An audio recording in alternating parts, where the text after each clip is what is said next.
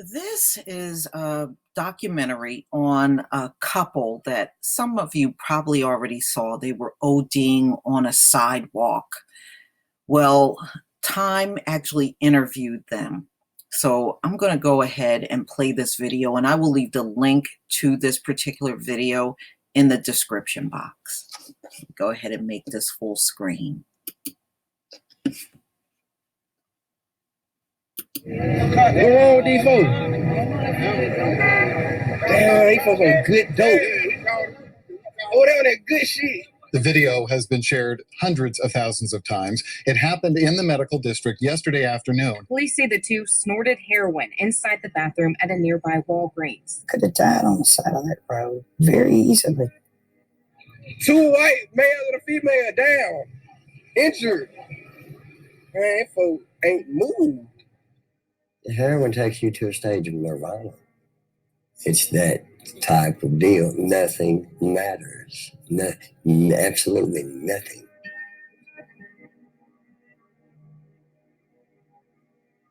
My name is Carla, and I'm from Memphis, Tennessee. Hi, Carla. 40-year opiate addiction.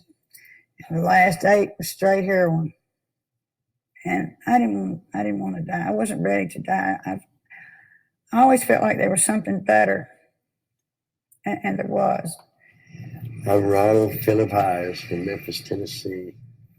I was born in 1955. I'm 61 years of age.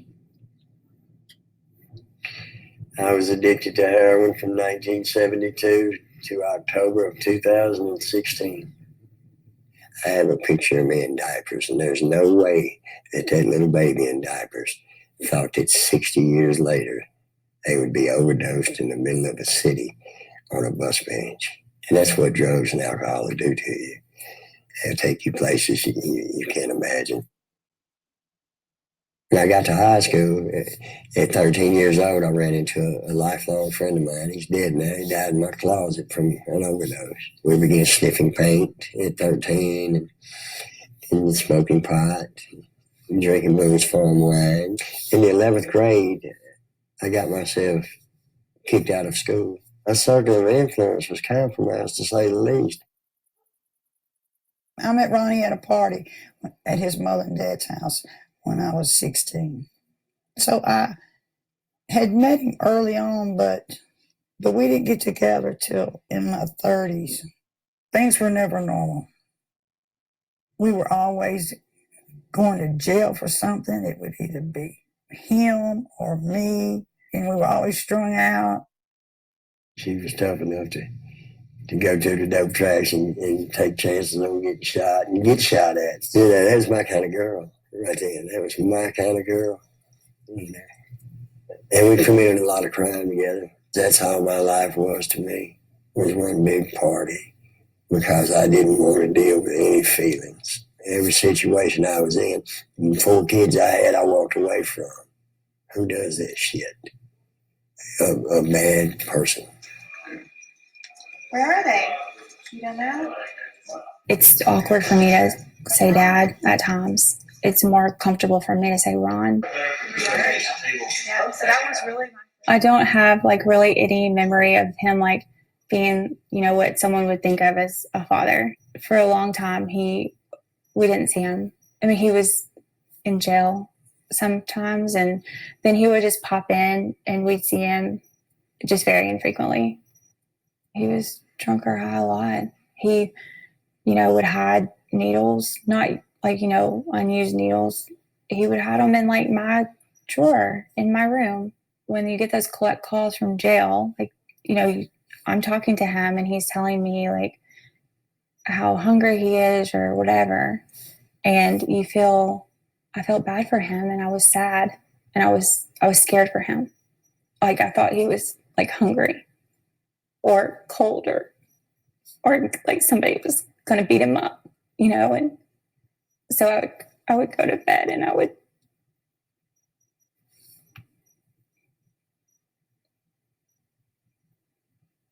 I'm sorry.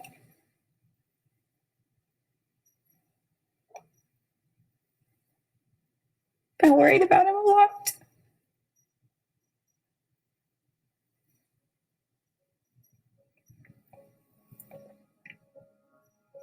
And back then, like, I did want him to get better.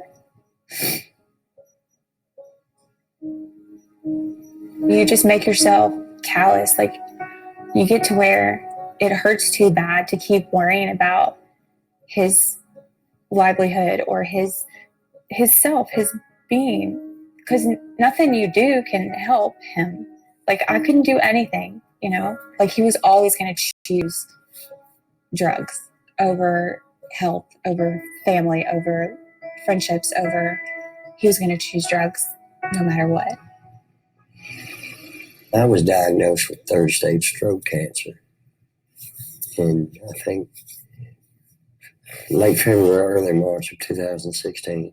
I was at a sad place. I was at a dark place. I was at a depressive place more than any other point in my life.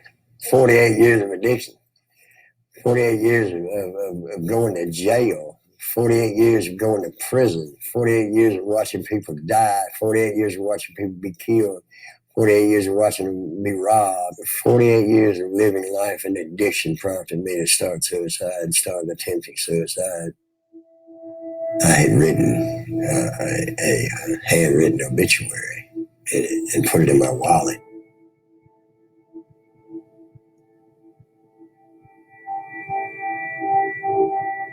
And on the back of it, it's Ronald Philip Hires passed away on, and of course the date's blank because we never know when we're getting put out the game, you know. I'd gotten to that point in my life.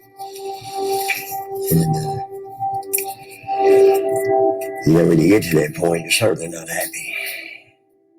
The video has been shared hundreds of thousands of times. It happened in the medical district yesterday afternoon. Police say the two snorted heroin inside the bathroom at a nearby Walgreens. Millions saw overdosing on heroin with his wife on a sidewalk.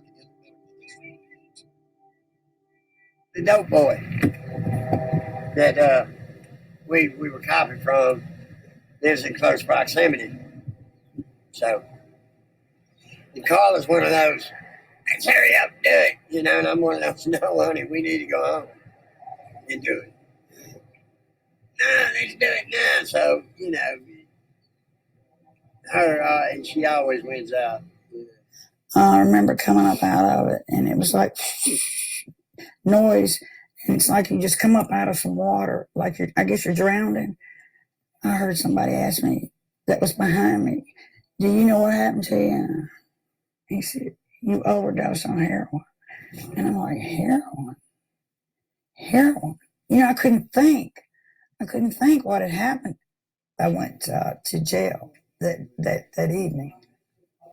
And I was there for 30 days. Oh, shit. What? Hey, look. I didn't know that was on TV. I didn't know it was in the newspaper. I was shocked, you know.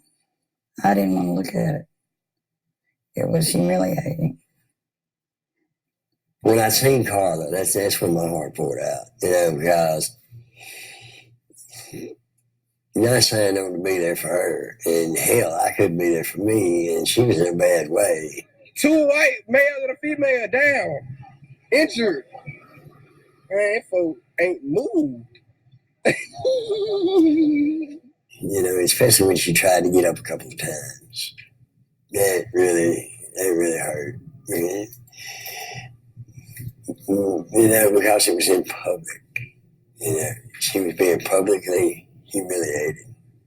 I saw the video on my birthday, and it was right before we were supposed to go out for my birthday dinner. And I remember making fun of him. I was like, there's Ron's 15 minutes of fame. You know, I was like, oh, great, here we go. And then I started to think, I have to help him.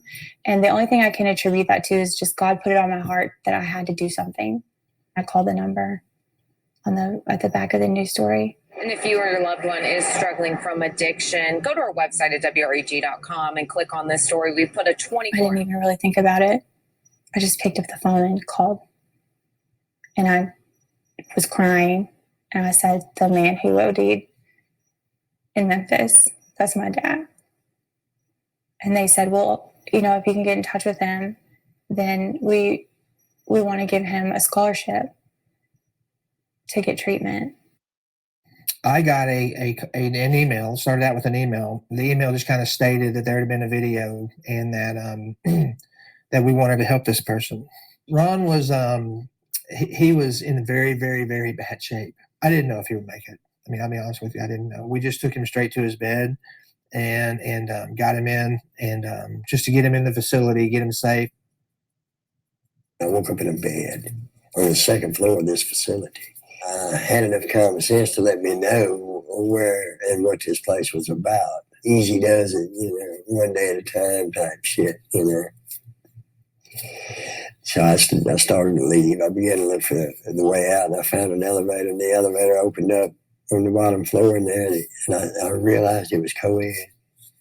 And that's what I stayed for, because I do like women pretty good. Somebody that works in the jail was trying to help me find some place to go when I got out because Ronnie was in a rehab somewhere. When I found out, I couldn't get in touch with him. Couldn't talk to him anyway. I gave her the number I called, and I said, call them and tell them who you are. They'll help you. They helped him. And so she did. And it was like not even, I think, 2 days she was on a plane. And they had offered her the same opportunity. Everything happened very quickly, very fast. And I can remember sitting in the airport thinking, I was by myself now, by myself. And I'm thinking, well, it's got to be better than where you were. There was someone there to pick me up, and then they brought me to Swift River. 1,200 miles away from anything I've ever known. That was hard. I had to relearn my thinking. I had to relearn my dealing with people, to listen to people. And I had to relearn not to be in a hurry all the time. And, I found out a lot of things I could still learn, and that was a gift that I could still learn. Somewhere along around day 26, I sobered up. And I asked myself 2 questions. Is all I did. I asked myself, are you honestly happy? Well, I couldn't answer that with a yes because I had an obituary in my freaking wallet. A person trying to actively kill themselves is certainly not happy. Having answered that, I asked myself the next question. Do you want to continue to kill yourself? And I honestly didn't.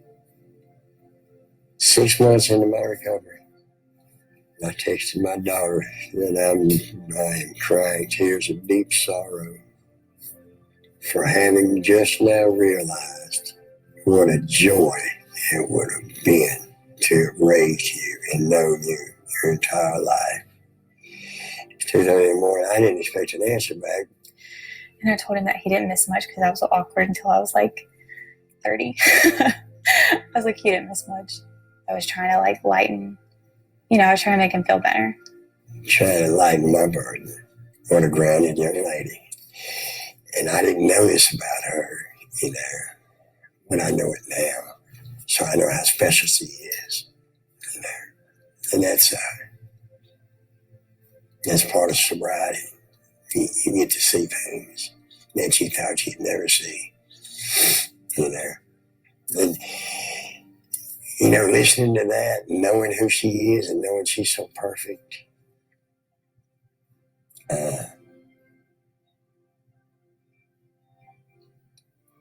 makes me feel way better than any lick of heroin I ever did, any robbery I ever managed to pull off and get away with. It was just one of the most special things I've ever heard in my life, and I'd have never heard it if I hadn't sobered up. Good afternoon, everyone. Good afternoon. I'm Ron. I'm an addict and alcoholic. It's just by the grace of God that I'm here today to even talk to y'all, and I mean that.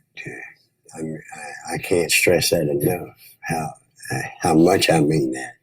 He found some purpose. He wants to help other people who are stuck in addiction. He wants to bring people to sobriety and sober living. And I think that's great that he has this passion now.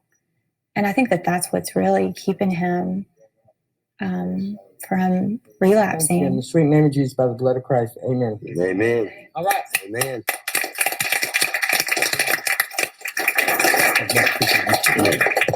I am part of his support system, but I have boundaries.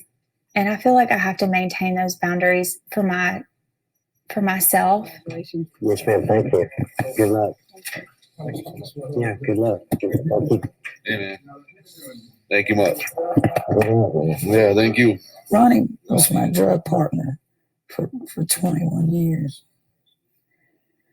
And he lives in Mississippi, and I have no desire to live in Mississippi. It's where he lives is just a stone throw from Memphis. I don't know. I just feel like I would be regressing instead of progressing. And I don't want to incorporate myself into his life because this is my life. And I'm happy with my life, making my own choices. And I don't want anyone making them for me. I don't put any expectations on the future of Carla and I just know that I want her to be happy, and I want me to be happy. Now we talk every day, or at least text, because we got some new stuff to tell each other, She loves telling me about she got her a bed and she got her some teeth. She's getting some LASIK surgery. She finally got them last few teeth pulled and got her some dentures. And all these things are blessings, We went from 2 trash bags of clothes in the boarding house to, I've got some things and she's got some things, but the best things that we have is peace.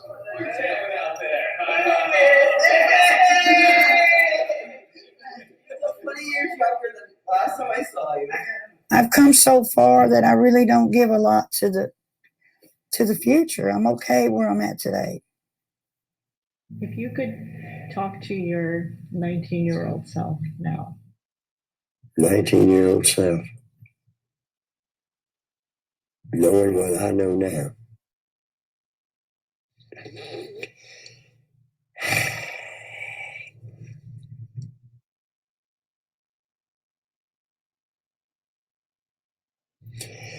What that made me do is think about what I didn't do. Well, that kind of got me.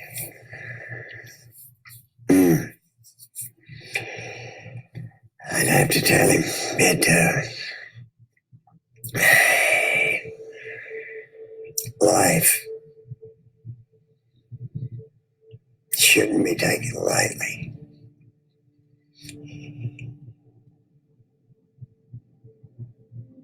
It's a gracious gift.